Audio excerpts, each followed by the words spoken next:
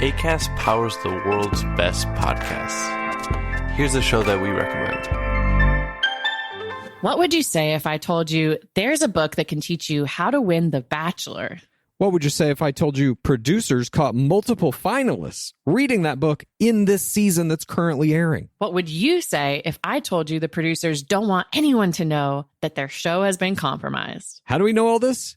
We wrote that book. I'm Lizzie Pace. And I'm Chad Kulchin. We're the authors of How to Win the Bachelor and the hosts of the Game of Roses podcast, a bi-weekly podcast where we break down all the biggest plays, errors, and MVPs in the game of reality television. Listen to Game of Roses wherever you get your podcasts and go to howtowinthebachelor.com to get our book.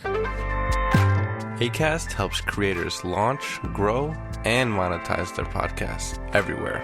Acast.com. Hi, it's Dave here. This is my wife, Kathy. Hello. This is The Cinemile. It's a podcast where we walk home from the movies. And we're off to the movies today to see Jurassic World Dominion, the third movie in the Jurassic World trilogy. Wasn't and the the sixth last one movie called- in the Jurassic era saga. So was the last movie called Jurassic World as well? Yes. It was called Jurassic World, something. Right, okay. And the one before that was called Jurassic World. Okay, right, I get you. So here we are. We're back again for the Chris Pratts and the Bryce Dallas Howards. You know, the sizzling chemistry of those two and the. I can't say I remember the other ones. Well, but if anyone wants a refresher on our opinions, which we don't remember, if you want to be more thorough than we. You can go back to. I actually looked it up earlier. You can go back and scroll back to episode 112 when we watched Jurassic World: Fallen Kingdom. That's what it was called. I did not remember. We it watched was called Jurassic that. World: Fallen Kingdom. I remember it was in Clapham Common on a very sunny day. We were at a parent baby screening. We were at a parent baby screening. We had fun with it, I think. This is exactly my memory of that. It's hard to remember. We quite parent baby enjoyed screenings. it. It was very stupid, but it was quite fun, and it had I think AJ Bayona directed it, the Spanish guy who made The Orphanage and the Tidal Wave movie, and it he's had a great some director. good Had some good horror stuff. Yeah. It kind of turned into a haunted house movie at the end, so it had some good stuff in it. But absurdly, but Bryce then Dallas Howard ran around in heels for most of the movie, which made that no was sense. the one before. Right, yeah. Which was the original director of that movie, Jurassic World, is Colin Trevorrow, who is back for this one. Okay, I really liked Jurassic World, like when it first came back. Well, that was so long That was ago so fun. for us that was before this podcast had even started, and it was, I think, before all these fucking legacy sequels had kind of kicked off. It was a one big of the deal. first ones. Yeah. So it was a big deal. It was It was about 10 years box ago. office phenomenon. And it was a time when Chris Pratt was hot off Guardians of the Galaxy, and his public persona was kind of less controversial. Yeah, he was very beloved when this came back. But we actually... So these movies are good, but we went back, I think, late last they're year. okay. We went back and They're watched not the great. original Jurassic Park for our Patreon a couple of which is episodes over ago. there, patreon.com/the Cinemile, if you want to hear us. And we had talk so about much fun rewatching that. the classic Jurassic Park, which holds up, obviously. Holds It's up, yeah. amazing. And this movie now, I haven't seen a trailer, but I know that the original cast of Jurassic World are back in this. Yeah, and here's the problem with Or that, Jurassic right? Park, I mean. Because Jurassic World Fallen Kingdom, as I now know it to be called, did a whole Spoilers for did the a end of whole Jurassic thing. World Kingdom? Yes, no, this is in the trailer. Okay. Jurassic World Fallen Kingdom went heavy on its marketing campaign, being like, guess who's back? Back again. Goldblum's back. Back again. And they got Okay, I get Eminem it. to do it. No, that didn't happen. But he's in the trailers. It was all like, oh my God, Jeff Goldblum's back. Then But they're all this back though, this right? is a spoiler, I guess a minor spoiler for if you care about that movie. But he's not in that movie. He's not. He shows up at the very end of the movie and then does a speech which is the entirety of what he says in the trailer. So we had already had the full amount of Jeff Goldblum before we'd even walked into that movie. So I don't think they're going to be stupid enough to make that mistake again. However, I Never wouldn't be underestimate the surprised. stupidity of a marketing department. Exactly. I think I wouldn't be surprised if there is, if the grand return of Sam Neill and Laura Dern and Jeff Goldblum is not everything people want it to be, would be how I was feeling. Also, I got to be honest, I'm just jaded and worn out by all of these things. Now, Dave, that said, I felt like that going into Top Gun, and that absolutely surprised me and floored me. So I am 100% want this to be good. I'm in the mood to be entertained. I'm in the mood for but it. I'm also have my this is where, if you can't see this now, it's a podcast, but if this is where my expectations are. Down thanks, here, Dave. just now stooping as we walk just below my knee. because we don't always look weird enough walking down the street with our podcast recorder. But I'm excited for it. I mean, I always Are enjoy you really? these movies. Yeah, I think it's a Friday night. We're gonna go have some fun and watch it. Do you remember what happened at the end of the second one? I remember, yeah, and I'm presuming this isn't a spoiler because presumably it's the premise of this It's the movie. premise of this one. So They yeah, if all you get really it. don't want to know, then whatever, go listen to episode 112 of the Cinemile, please. But yeah, basically the dinosaurs are out in the world, like it's no longer a park. Yeah. So the I am- world is Jurassic World. I'm actually truly interested to see how they're going to have like dinosaurs stampeding around shopping malls and like Yeah, there's a how few. like I think I'm going to enjoy the visuals of that. If nothing else, it's going to be so farcical that I'm going to enjoy it. How many scenes do you think there will be of Chris Pratt crouching like I just did a second ago with his hand out in front of him, looking down the eyes of a raptor saying, "Whoa, girl." And the raptor looking lovingly at him. Because the thing is, what might happen is that it might be like the dinosaurs and the humans have to learn to coexist. Because I don't know if you can put that bunny back in the box. No, yeah, exactly. But that's surely what the plot of the movie Or is. else it has to be like an extermination movie where they're actually trying to kill all the dinosaurs. Here's my pitch which for sounds this dark. movie. No, it's got to be the former. My pitch for this movie is flash forward 5 years. 5 years has happened of this, and show me some really interesting world building. What does the world look like where humans and dinosaurs have to coexist?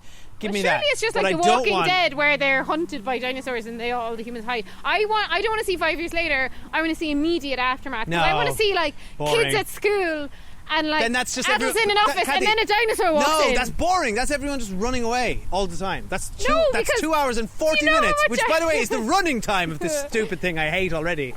2 hours and 40 minutes of people just running away scared, which is probably what this is going to be. Yeah, but you know what? Like kids But, like, love dinosaurs what? so much. Show me right? a world of them working together. Kids love dinosaurs so much that I think it'd be quite funny because parents would be trying to run and scream, and kids would be like, "No, we love dinosaurs." Oh, look. They'll be singing like Gigantosaurus. Cuddly Dilophosaurus. Yeah, exactly. So anyway, I don't know what it's All going to be, right. but I'm looking forward to it. We'll see Here you we all are. on the other We are side. here. We're here. So we'll see you on the other side of Jurassic World Dominion. Bye. Ellie Sattler.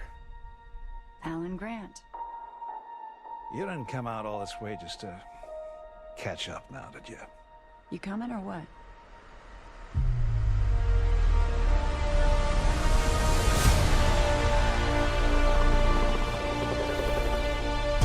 We're racing toward the extinction of our species. We not only lack dominion over nature, we're subordinate to it.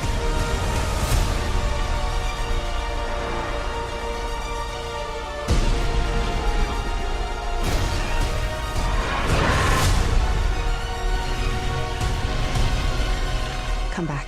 I always come back.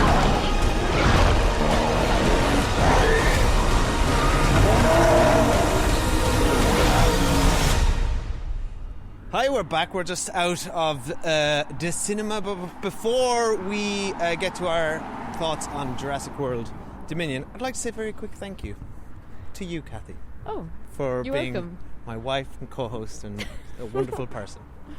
But more importantly, I'd also like to thank our patrons over at patreon.com/the Cinemile, where you can subscribe for £2 or £3, or we must change that to euro now that we live in the European Union again.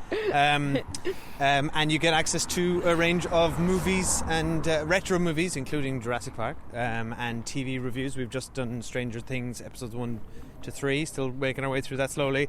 About to do episodic weekly episodes for All For All Mankind. Mankind is which- back, and yeah. we're watching that ASAP. And we just watched Beetlejuice actually as our most recent retro movie, so having loads of fun over on Patreon at the moment. Yes, so head over there, patreon.com/the Cinema, and a big thank you to some of our brand new patrons over there, including Serla Nishivna. I hope I said your name right. I definitely didn't. Hi, I'm so Serla. sorry. That's Jackie's friend, Serla. Hi, Serla. Serla. Okay.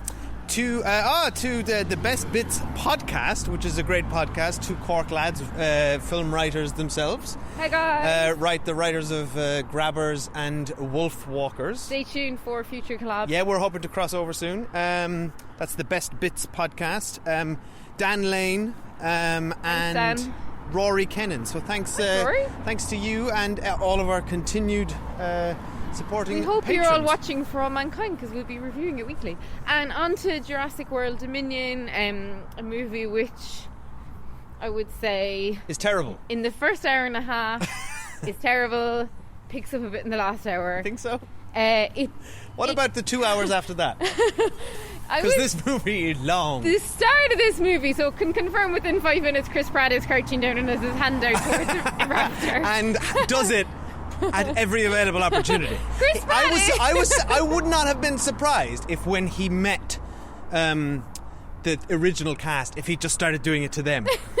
But that didn't quite Chris happen. Pratt, I think he just does it to everyone. I think he does it when he's ordering chips. 80% of this movie is the elements that have Chris Pratt in it is just Chris Pratt doing that. But anyway, aside from that, we're 3 movies in with him, and it was already absurd from the beginning. Yeah. It's now ridiculous. It's to the point of just he seems it's bored his by only it. move. Yeah, he seems bored It's by literally it. his only move. Just like and it doesn't matter. It's not even raptors. The thing is, it's not even raptors who he has trained anymore. It's just any It's just animal he sees. if he's in any encounter, his hand it's just his default just comes up. It's just there. Like he's a fucking Jedi. It's just quite embarrassing. It's bad, but actually I think what's worse about the movie in general is not that, but the fact that at the beginning of this movie for quite some time this movie feels like it's boring. some sort of a wannabe Bond / Mission Impossible / Indiana Jones movie. Yes, I'm so glad you so said that. that's all terrible, and then it's just but about a bad version of all those bad things. version of all of them. Yeah. They're like, oh yeah, we're going to have these amazing chases around a European city, but what we're going to do is do it in Malta where it's cheap to film and there's no really iconic landmarks so no one can follow what's happening. There's at least 3 plots happening at all time, which made it really hard to follow. And then finally they just suddenly realised, oh wait, we should just have man versus dinosaur in a park. That's what works in this franchise. And that'll bring it home for us. That does bring it home for you. Why did you do the rest of the movie? The problem with this movie is that it doesn't know what works in this franchise. That's the key problem. Because because we just recently enough watched Jurassic Park. The reason there's several reasons on patreon.com/cinema. There's several reasons why that movie works. One, I guess Steven Spielberg knows what the fuck he's doing. But 2, there's awe, right? There's awe in that movie. I think it's so important. That was number 2 on Was my it? list. Awe. Yeah, awe. We spend too much time together. Swear to God, 2, awe. This movie is just like dinosaur. Yeah, there's no moment. They have a brief scene at the beginning where they try to recapture that with there's a little girl and some people looking at some dinosaurs, and it's da-na-na, and I'm just like, no. It should be like record scratch. Don't even bother using the music. The movie, the Jurassic Park, the first movie, there's little action for the first half. It's all the build-up.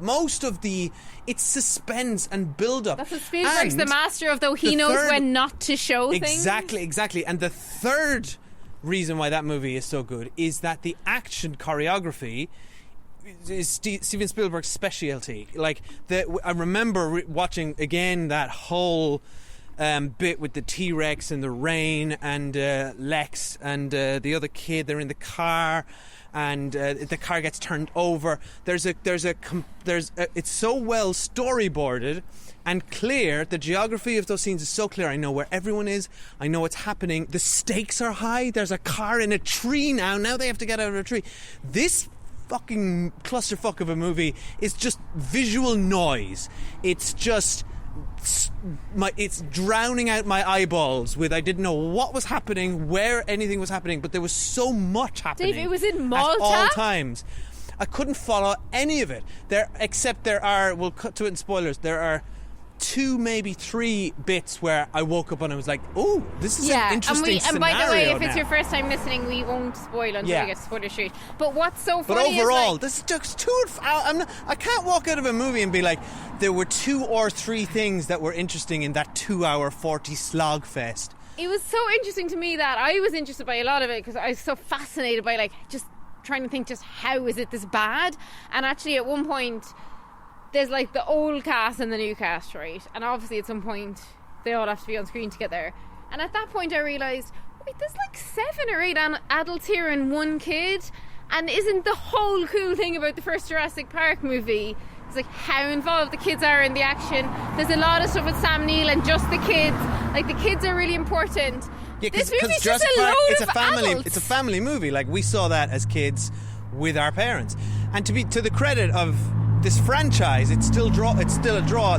Our cinema screen was packed with kids and their parents. The kids loved it, and the kids were loving it. So I mean, whatever about our old farty opinions, I think the kids were entertained. They were every time a dinosaur came on screen, they'd be like, "Oh, that's a Velociraptor, that's a fucking T-Rex, whatever." It was wonderful. They were is. talking throughout, but it was fine because they were so engaged with it. It was quite cute. But you know, like even when they brought back the first Jurassic World movie and the first Chris Pratt one, and there was 2 brothers in it, and there was some very cool scenes with those 2 brothers. I distinctly remember, and like.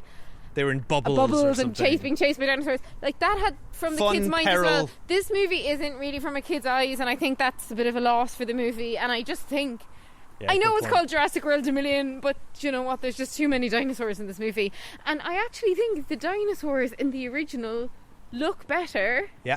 And more realistic than the dinosaurs in this one, with the exception of Blue the raptor, who they've done wonderfully, and I think the Blue stuff's really cool. Here's another thing. Yeah, and I like that Blue's been in every movie. Yeah, as but well. there's been 2 movies with Blue. We know who Blue is. The problem is I mean visually. Oh, visually. Some of them looked very fake. The T-Rex looked good, but a lot of them just looked like pure CGI. There are, though, at the very end of this movie, some really beautiful shots of dinosaurs. I would say there's some beautiful shots in here. The last 3 shots of this movie are really interesting. It just takes a long time to get there. You're right though. There are too many dinosaurs, and here's another thing which the first Jurassic Park did really well, was that it laid the groundwork very well for when the dinosaurs do appear with some very clever exposition. You get Alan Grant at a digging up a velociraptor claw and scaring a kid, which is a fun scene that tells you he hates kids, and later he's going to have an experience with kids, but also he's dumping the exposition, but not dumping, he's subtly telling us the exposition of how much of a predator the velociraptor is, and we understand the term raptor, and we know you're going to meet them later. You get the same with the T-Rex, the visual acuity, all these things. There are so many dinosaurs in here that I didn't know who any of them were or what they were. There was just like, here's another one. They just kept saying ape, and the character they would just say the names of the dinosaurs, which I didn't catch. Some of the kids in the audience knew them. But I came out of Jurassic Park in 1993, went to Burger King, bought like whatever the Happy Meal thing was at the time, and there was the cups with the Dilophosaurus, the Brontosaurus. You would collect them all. I knew who they all were. I understood them. This movie, there was a fucking Edward Scissorhands dinosaur who had long claws, and I'm like, who's this fucker? It was an apex predator. They kept saying that. What's his apex name? Predator. And then there was another one which was like a bigger version now, of the I would T-Rex. say, though, let's strip it back here for a second. Kids know a lot about dinosaurs, and I do think Jurassic Park in the early 90s was a really big driver for kids' interest in dinosaurs, and that has been well maintained. So I wouldn't say the kids in our audience were having a problem following the dinosaurs. No, and look, if I don't know what an apex predator dinosaur is, that's my own problem. If the kids are going to be entertained, fine. If you're stuck for something to do with your 12-year-old for 2 hours and 40 minutes, then go ahead. There's just so many parts where we were sighing. Would I recommend it to 2 grown adults like ourselves on a Friday night? No, I really don't think this is worth it. I don't recommend it as a movie experience, but I recommend What other sort of experience would you recommend it as? Academically, it's interesting to see how they've tied the whole thing to Up, presuming this is the last installment. Academically? Yeah. Academics that's aren't it. going to be studying this movie. Academics just don't want saying- anything to do with this. I'm just saying that it's interesting if you've seen all 6 of them, which now I can say if I have. And I can also say, having seen all 6 of them, this does no job towards wrapping anything up. I think you it just does need a to have disservice seen to the others. To see this one though, you It's just need to pointless. have seen the first one, the fourth one, and then this one. Yeah, They're the the only- trick is not to have seen this movie at all. If I could unwind and not have seen this movie, the I last wish one we at stayed least, home and watched the For All last Mankind one tonight. did something a bit different and had some really I felt like haunted house with raptors is a little bit interesting. But the whole let's go to spoilers and talk about why this movie is so bad. No, So I wouldn't say it's so bad. I would just say it's a mess and it's boring. I mean, they're kind of But just adjacent. there are to some bad, scenes I enjoyed. right? There are some scenes I Yeah, enjoyed. I enjoyed some Yeah. scenes as well, and I'll start there in Spoiler Street. Okay. So this is left here for Spoiler Street. This is spoilers now. But like, really, don't go to this and just listen to the spoilers section, right? Okay, we'll save you the ticket. Jurassic World Dominion spoilers. Right, the things I liked about this movie. Why didn't you go first? What did you like about this movie? I like seeing the original cast back together. I know that's ridiculous and they're like harvesting my nostalgia, but I did enjoy it. I liked the stuff about Blue having her own baby. And I liked the stuff, even though I felt like they slightly cheated and went back on the plot of the last movie, but I liked the way that little girl turns out not to be a clone, but is actually like her mother could, same as Blue, get pregnant without a partner, and then the mother like changed her DNA. So I actually thought all that stuff was cool. That's kind of interesting. Yeah, I thought that was all interesting. I just think there's so many plots going on, and I think like the movie spent so long trying to bring the new cast and the old cast together that it was like at one point there's like a scene in Malta where Chris Pratt's being chased. He's on a motorbike and there's 2 dinosaurs chasing him through the city, right? And I was like, that's actually cool, and like harks back to Jurassic World, the first one, when he was always riding around the dinosaurs, but it was like in a city. But then they kept cutting to this other scene where Bryce Dallas Howard is was being chased. being rescued by the pilot for no effing reason. No, they kind of tried to explain it, but it They really explain- undercut like both 2 different people being chased at the same time in 2 separate scenes, but both in Malta with the same device of like The absurd, a red laser. Was just like the it made it so somersault boring. contrivances of that the plot had to go through Yeah. to make all of that happen. So anyway, I've said the like things I that liked. pilot woman sees the girl for a brief moment. Doesn't it do would anything. stand out to you, though. And that's the driving force for her. That's only her character's sole motivation for the rest of the movie. Then she coincidentally bumps into that character's foster mother in City, Malta. But that's where they all took place, though, so that's not a Oh, coincidence. fine, that's fine. Then she coincidentally, 10 minutes later, is driving by the city and sees her hanging from a thing and says, let's go, we're getting on a plane right now. Yeah, that was for all no terrible. reason. And then at no point do either of them communicate to Chris Pratt that there is a plane and that they're going there or where it is. Yet nonetheless he drives there and Oh my drives god, I forgot onto to the say plane. what I loved, because it was so bad that I actually really enjoyed it, was the plane taking off and then Chris Pratt's being chased by 2 dinosaurs, and then this is where it fully thought it was a Mission Impossible movie. Then Chris Pratt chases the plane and then drives up the fucking runway thing and drives into the plane, and the dinosaur jumps in after him, and then Bryce Dallas Howard gets rid of the dinosaur out the back. Yeah. Like, that was just like, it's such a rip-off of a Mission Impossible movie that bit was just like annoying me, because we saw Top Gun last week, which we thought was like an absolutely brilliant example of a Mission Impossible movie. So yeah, that bit was really bad, but I have to say I really enjoyed it and properly laughed out loud at how stupid it was. It was all so stupid. Also, they brought back all these. They spent all this time. Like, this movie could have lost 45 plus minutes. Oh, could have lost an hour. Like, but we anyway, could've just you get were us to supposed to that tell us island. the stuff you liked The first. stuff I liked. There were the scene on the ice was very good. Oh, that was class. That's a really good scene. I love that scene. Once That's they a got really back good, to interesting the, dinosaur design as well. It's like a turkey that swims. It was so. Once they got back It to was the scary. dinosaur park, I thought it was all good then. It wasn't all good, but there was some good stuff there. That was interesting. That was quite. Yeah, that was definitely interesting. Bryce Dallas Howard being chased through the swamp was cool. The swamp. Oh Yeah, that was really there's cool. a moment where that shot where it follows her slowly underwater, and she's slowly but confidently submerging herself, and the dinosaurs coming up behind her. That's quite interesting. That was cool. There was some interesting touches here. I also thought Jeff Goldblum, anytime he was on screen, lifted the whole movie. He lifted the whole movie. Yeah. He had all the laughs. I really enjoyed the slight reference to him doing up his buttons, That was which is very a play on funny. that brilliant iconic shot of him half his shirt open for the first movie. That was. I honestly, you're right. He fully elevates the movie, and I actually thought the other one that I really liked to see was the comms guy. Was he called Ramsey? Yeah. I really actually enjoyed him as he got a lot more to do than I thought he was going to do. Yeah, and I thought, I work in communications, and I could have had 2 bad career choices, and I could be up there in Jurassic Park being the comms guy for that dude.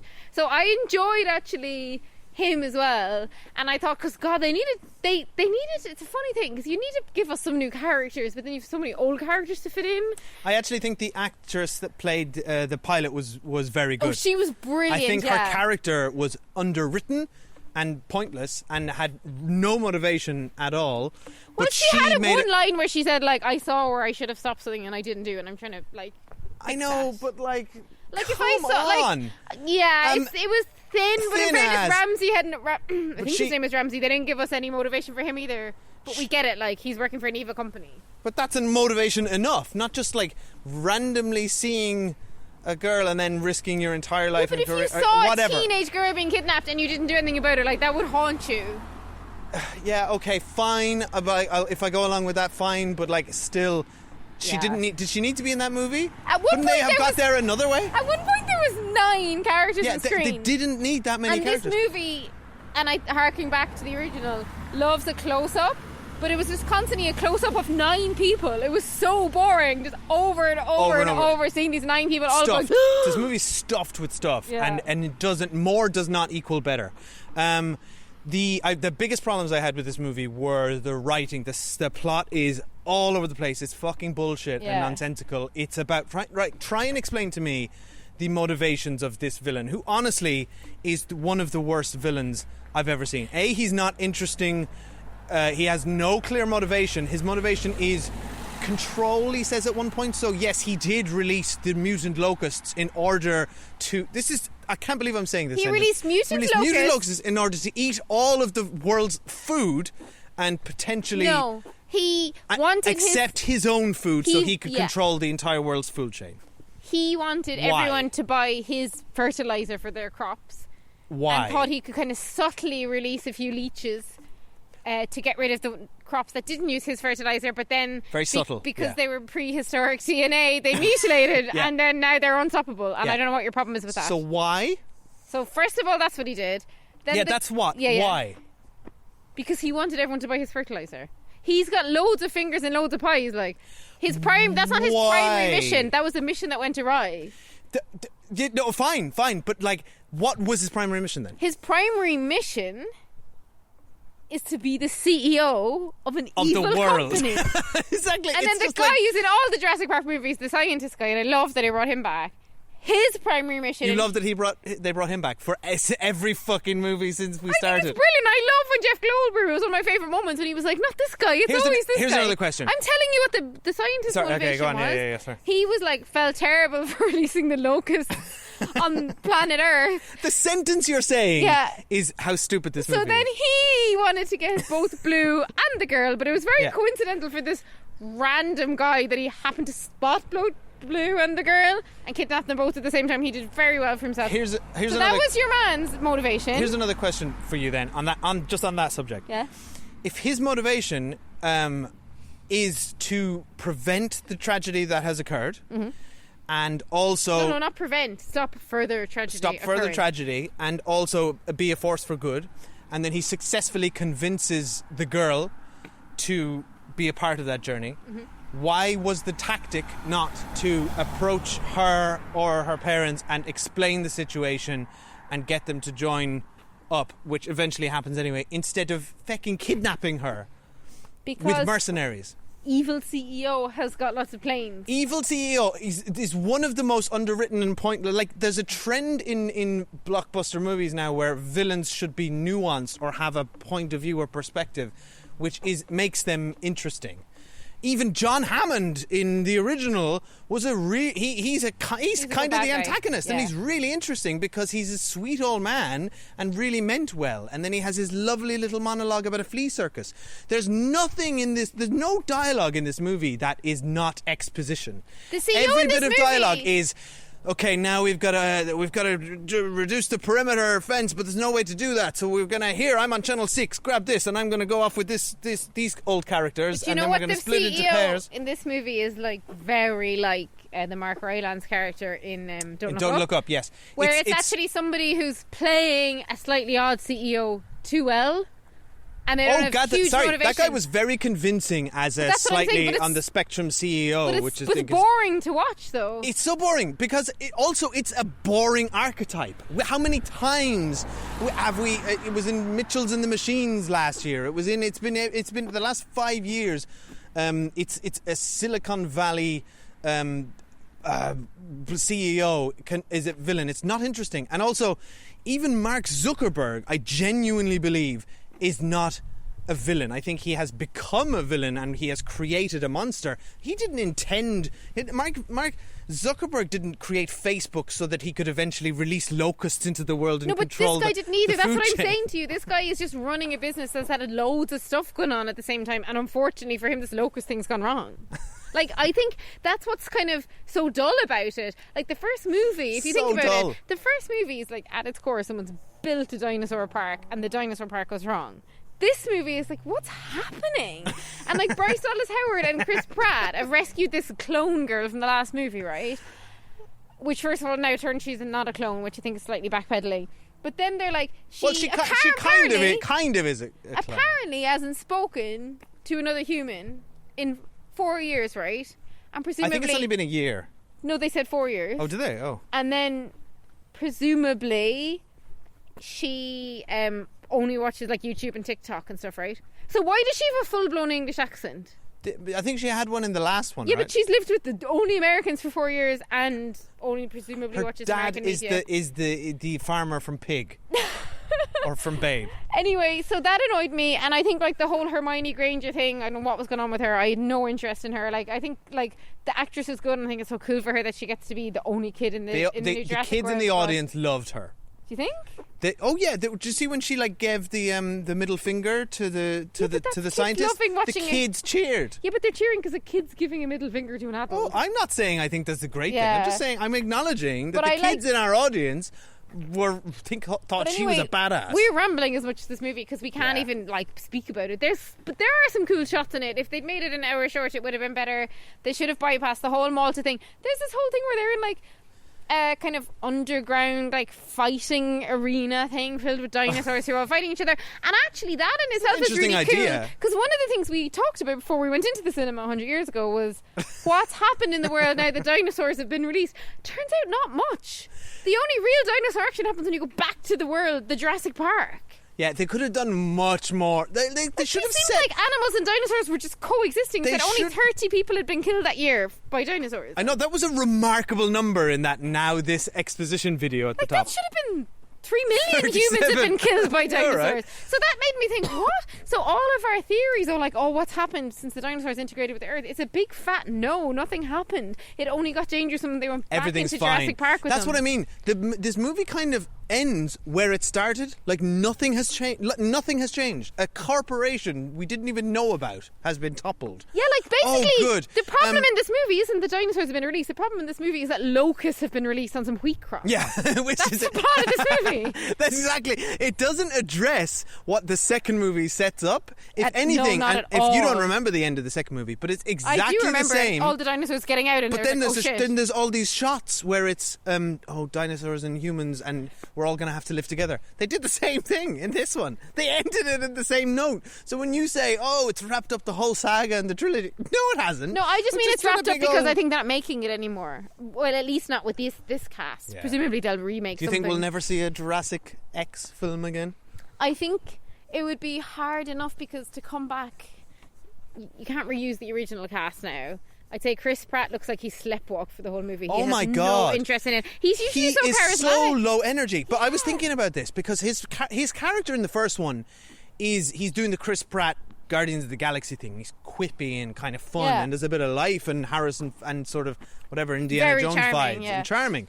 Now, I think the problem is they gave him and Bryce Dallas Howard the mission of rescue your daughter, right?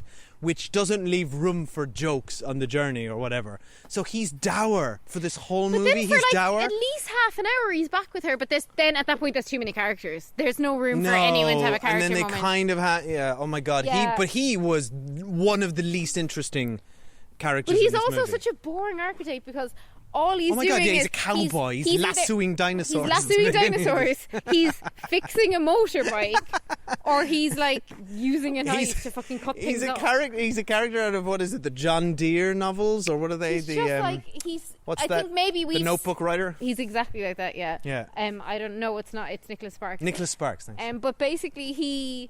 Yeah. I don't think it's that I'm bored of his shtick though. I think that he is bored by it and the movie underserved him. He is bored by his own shtick. Because I think when he's in the next Guardians of the Galaxy he'll be really good. So I think he just like there's way too many central characters. Like I wonder how much money they spent on all of their Salaries. pay packets. Yeah. I really enjoyed the scenes with Sam Neill, Laura Dern and Jeff Goldblum. Like I really enjoyed those scenes and it made me think like God, we didn't fine you brought them all back for the Jurassic World, you brought back a new cast, but like they didn't need them in this movie. Like if the movie had actually happened and Chris Pratt and them weren't even in it, it wouldn't have mattered from a plot point of view. The movie, they added nothing to the movie. There's a moment where the two disparate sort of casts from both trilogies meet. That big moment, and it goes doo and then they try to have the no. Spielberg camera, and I was also like, no, you haven't earned this. Well, all you're doing is showing up just how boring the new cast are. Yeah, and like I really like Bryce Dallas Howard and Chris Pratt as actors, everyone is but a fine actor. characters are so boring. They've no character. Like, who are their characters? They've no chemistry. Tell me something about Bryce Dallas Howard's character across these three trilogies. Because in the first movie, she's a PR manager at a theme park. Then she has a sort of then she just becomes a completely different character in the second one, and she's just like save the dinosaur. Jobs, like. No, totally fine. But like, tell me anything else about her as a person. She can be dropped out of a plane, chased Actually, through the streets. that was I'm telling you, she can be Sorry. chased through the Sorry, streets go of Malta by yeah. dinosaurs, survive. Then she Relatable can character trait. get onto a plane and be parachuted out of it, land in a jungle, escape an apex predator, and still have a full face of makeup and red lipstick on. Okay, that's what I can tell you about her as a character. Makes sense. It checks Yeah. out. That was I can't get my lipstick I to stay actually- on I for actually thought- drinking a cup of tea. that ejecting shot was very well done, and I thought it was a really good moment where she's like, "Whoo!" and the parachute opens, and then the flying dinosaurs start coming. But this is what I'm telling you. I would say if we went back with a pen and paper, there was probably 20 cool moments. But that's 15 cool moments there too were many. 3. But that's what I'm telling you. They happened too quickly, and they had no impact. Yes. So therefore, they didn't resonate for us. 100%. If we went back and watched it, I multiple times turned to you and said, "That's cool." I remember doing that, but I now can't remember what I was talking about. You were sorry. Impact is the word. Impact and resonance, and those are what Jurassic Park had. We all came out of that cinema. You could remember. Oh my God, the water. Yeah. The cup of water moving.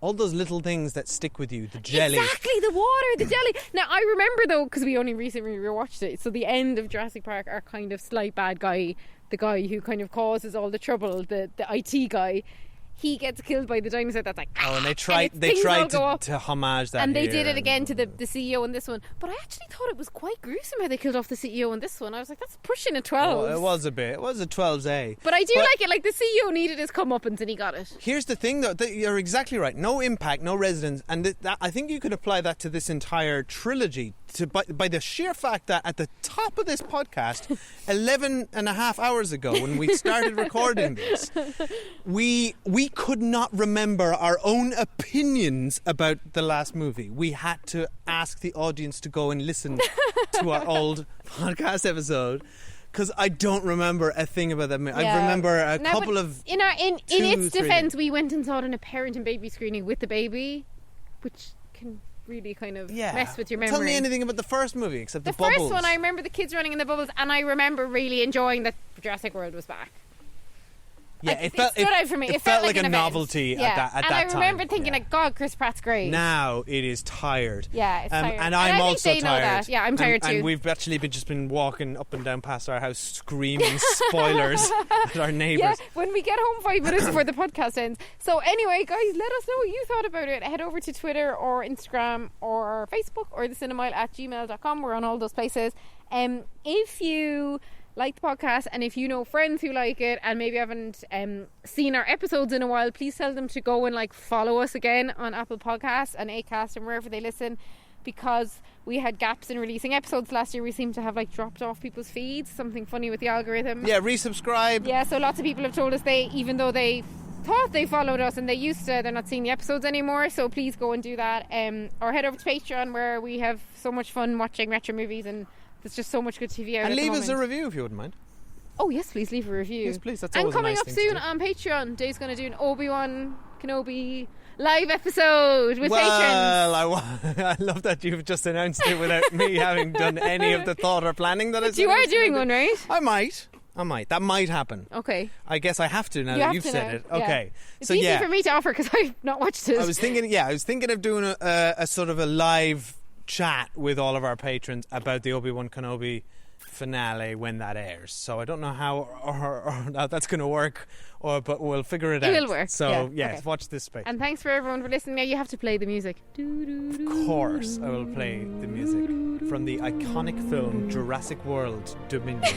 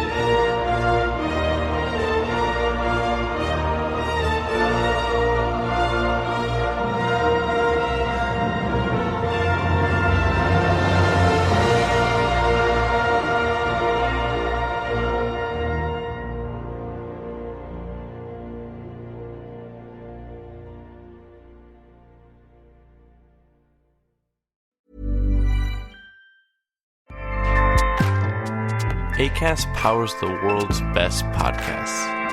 Here's a show that we recommend. What do you do when no one else is watching? What do you do that makes you happy for no reason at all? What are you obsessed with? I'm Leslie Arfin, and I'm a writer, but I'm also a dancer, a painter, a vapor, a dollhouse enthusiast, and basically just an overall hobbyist. My podcast, Filling the Void, is all about what other people are fanatically into. We talk about hobbies, even if you don't have one. Listen to Filling the Void on Tuesdays on the Arios Network and subscribe wherever you get your podcasts. Acast helps creators launch, grow, and monetize their podcasts everywhere. Acast.com.